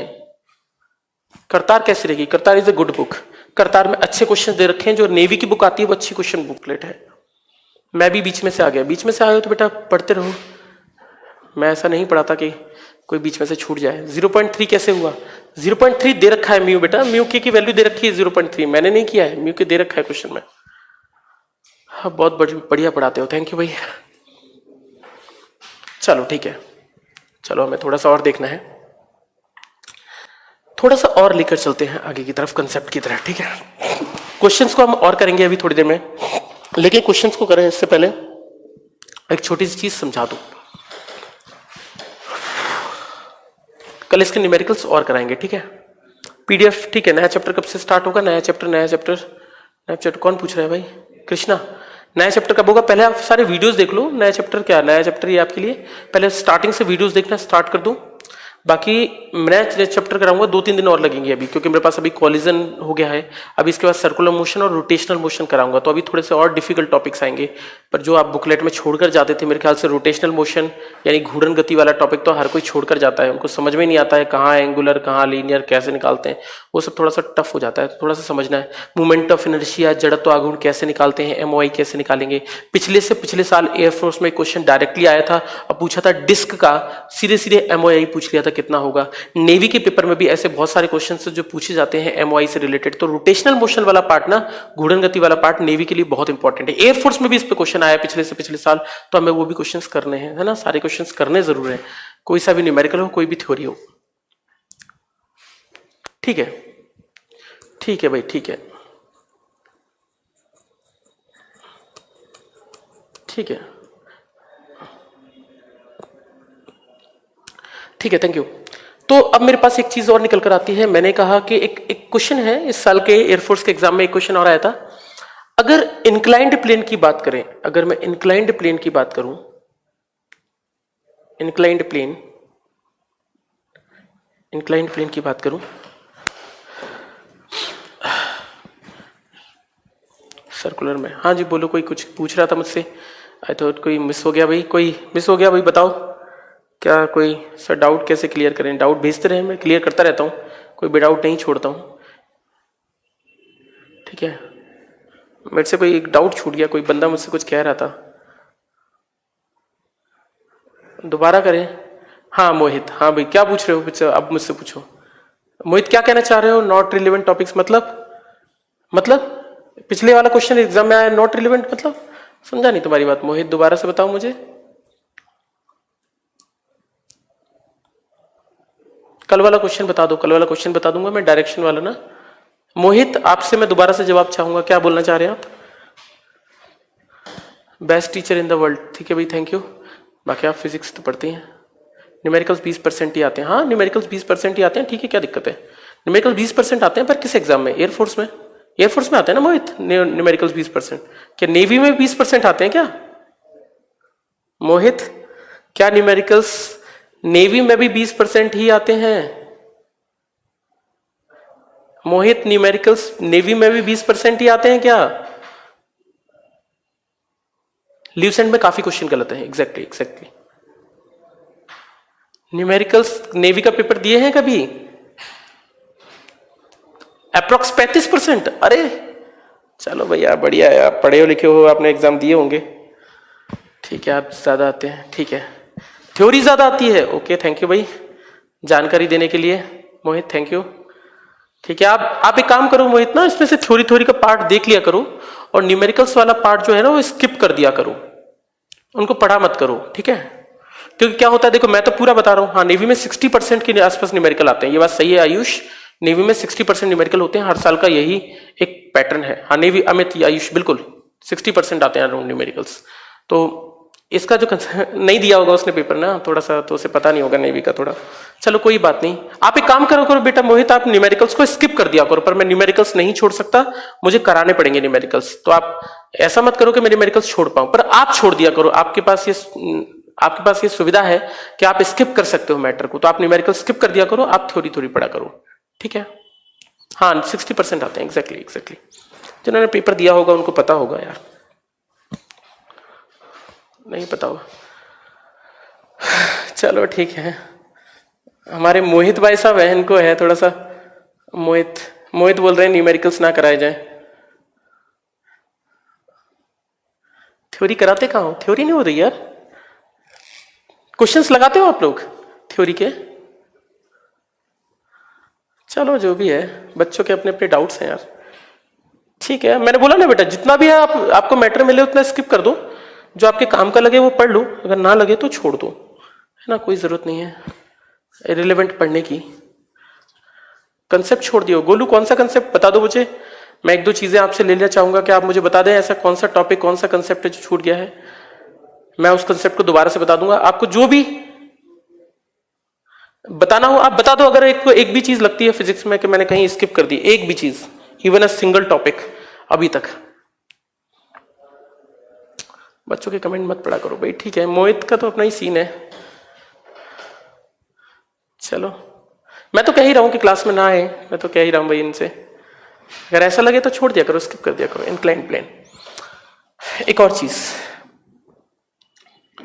इस साल के एयरफोर्स में एक क्वेश्चन और बना था, अगर आपने पेपर दिया हो तो आपको पता हो, कुछ क्वेश्चंस ऐसे आते हैं जो डायरेक्टली आपसे फॉर्मूले बेस्ड पूछ लिए जाते हैं। और अगर मैं उन क्वेश्चंस की बात करूं तो कैसे क्वेश्चन को पूछा जाए, जरा देखना। मान लो मैंने कोई इंक्लाइंड प्लेन ले रखा है, इंक्लाइंड प्लेन मैंने बोला थीटा है ये, और मैंने कहा थीटा है ये, थीटा की बात की मैंने, और मैंने कहा लेट अस सपोज, आपको पता हो एक बार अगर मैं किसी बॉक्स को किसी जमीन पर रख दूं तो मैं बॉक्स को थोड़ा थोड़ा ऊपर की तरफ खिसकाता जाऊं, खिसकाता जाऊं, खिसकाता जाऊं, खिसकाता जाऊं, खिसकाता जाऊं, तो एक टाइम ऐसा आएगा जब किसके बाद ये टॉपिक क्या होगी, ये बॉल क्या होगी, स्किप करने लग जाएगी, फिसलने लग जाएगी। तो वो आखिरी एंगल, वो आखिरी थीटा जिसके बाद ये चीज नीचे को फिसलना स्टार्ट कर दे, जिसके बाद ये आगे की तरफ चीजों को खिसकना स्टार्ट कर दे, तो जिसके बाद ये चीज नीचे की तरफ खिसकना स्टार्ट कर देगी, फिसलना स्टार्ट कर देगी, तो यस एग्जैक्टली, मैंने आज तक एक भी टॉपिक स्किप नहीं किया है, ना ही एक भी कंसेप्ट स्किप किया, मैं करता ही नहीं कभी कोई टॉपिक स्किप। पाप लगेगा मोहित तुम्हें माता जी का, ध्यान रखना। चलो,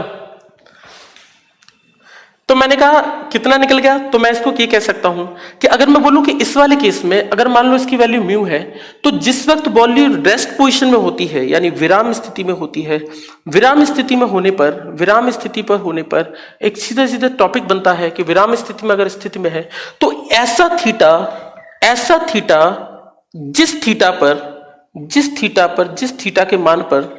जिस थीटा के मान के बाद वस्तु खिसकना स्टार्ट कर दे, उस थीटा को हम एंगल ऑफ रिपोज यानी विराम कोण कहकर चलते हैं, विराम कोण कहकर चलते हैं, जिसके बाद चीज फिसलना पड़ लग जाए।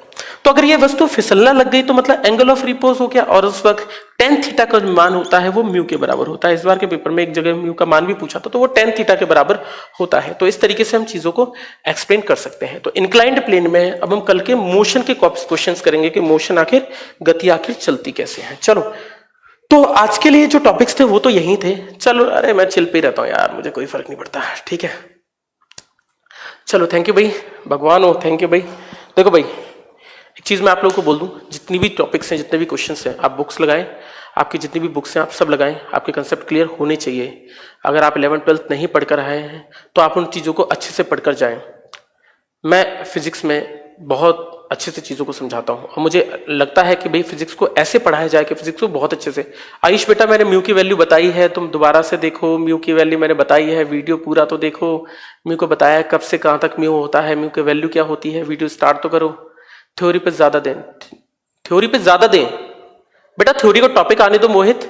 अगर आप कहोगे कि रोटेशनल मोशन में थ्योरी करा दो तो नहीं करा पाऊंगा, थ्योरी आने दो। ऑप्टिक्स वाले टॉपिक्स, इन सब में थ्योरीज बहुत होती हैं, हमारे वाले टॉपिक्स में थ्योरी कम होती है। ये मोशन वाले चैप्टर में थ्योरीज कम होती हैं, फिर भी मैं थ्योरीज कराता हूं, ठीक है मोहित। आप स्किप कर दिया करो इन चीजों को, अगर आपको न्यूमेरिकल्स नहीं करने हैं तो आप स्किप कर दिया करो, है ना। आपको मैं नहीं बोल रहा हूं कि आप न्यूमेरिकल्स करें, आप न्यूमेरिकल्स स्किप कर दें, आप जिस भी टॉपिक के लिए तैयारी करते हैं कोई दिक्कत नहीं है, ठीक है। तो एग्जैक्ट वैल्यू ऑफ म्यू, बेटा exact value of mu Ayush नहीं निकाल सकते। म्यू की जो वैल्यू होती है वो डिपेंड करती है सरफेसेस की प्रॉपर्टी पर, और कभी कभी किसी एग्जाम में म्यू की वैल्यू दे सकते हैं, पर आपके अगर आप IIT JEE की तैयारी या नीट की तैयारी नहीं कर रहे हो तो मैं आपको बोलूंगा कि म्यू की वैल्यू हमेशा कांस्टेंट होती है। अगर IIT के क्वेश्चंस लगाओगे तो आप ऐसा पा सकते हो कि म्यू की वैल्यू कभी कभी वेरी भी करती है, परंतु अभी के केस में जब हम अपनी किताबों NCERT की बुक को पढ़ेंगे तो म्यू की वैल्यू हमेशा कांस्टेंट होती है, और फिजिक्स के हर टॉपिक में म्यू की वैल्यू हमेशा एग्जैक्ट दी रही होगी, हमेशा पेपर में दी कर जाएगी। किसी भी न्यूमेरिकल्स में म्यू की वैल्यू दीगी, आपसे म्यू कभी नहीं निकलवाएगा, ठीक है ना। चलो ठीक है, बहुत कम एंग्री, थोड़ा एंग्री हो जाओ नीरज सर की तरह, तब तक बात बंद करेंगे, ठीक है। चलो ठीक है सर, बुक बताओ। बुक यार योगेंद्र, बुक्स जो भी मार्केट में है मैं आपको बता दूं, इंग्लिश मीडियम की जो बुक्स दे रखी है मार्केट में वो आपकी अरिहंत की बुक ले सकते हो, अरिहंत की बुक भी ठीक ठाक है। आप करतार की बुक ले सकते हो, ल्यूसेंट की बुक ले सकते हो, SK की बुक लिख सकते हो, यही मार्केट में बुक आ रही हैं, तो इनसे आप कर सकते हैं। हाँ, करतार की बुक अच्छी है, नेवी के लिए अच्छे न्यूमेरिकल्स डाल रखे हैं, म्यू के वैल्यू 1 डिक्रीज के लिए, एग्जैक्टली ठीक है, करतार बुक अच्छा है, एग्जैक्टली ठीक है। म्यू की वैल्यू 1 से डिक्रीज हो गई, यस बेटा, म्यू की वैल्यू म्यू से 1 से ही कम होती है प्रीतम, म्यू की वैल्यू 1 से कम होती है, 0 और 1 के बीच में होती है। देखो मैंने वीडियो के स्टार्टिंग में बताया था, थ्योरी का क्वेश्चन था। आप कुछ पढ़ाओगे आज? सर बताओ आज कुछ? अब नहीं, अब बस इतना ही पढ़ा रहा हूँ आज, चलो ठीक है, आज के लिए करते हैं बस इतना ही, आगे बढ़ते हैं, है ना। चलो थैंक यू, चलो थैंक यू भाई, ग्रेट, थैंक यू भाई, थैंक यू, आप भी ग्रेट हैं भाई। मनोहर थैंक यू भाई। हाँ बुक आएगी मेरी, बहुत जल्दी आएगी बुक, पर कर दिया बंद, हिंदी में है करतार, ठीक है ठीक है ठीक है, okay bye bye bye. Theory के क्वेश्चन मैं दूंगा, ठीक है, थ्योरी क्वेश्चन मैं दूंगा, ठीक है, बाय बाय बाय बाय। ठीक है राहुल, आप वीडियो स्टार्टिंग से देखें जिसको नहीं आया, गॉड ऑफ फिजिक्स, ओके।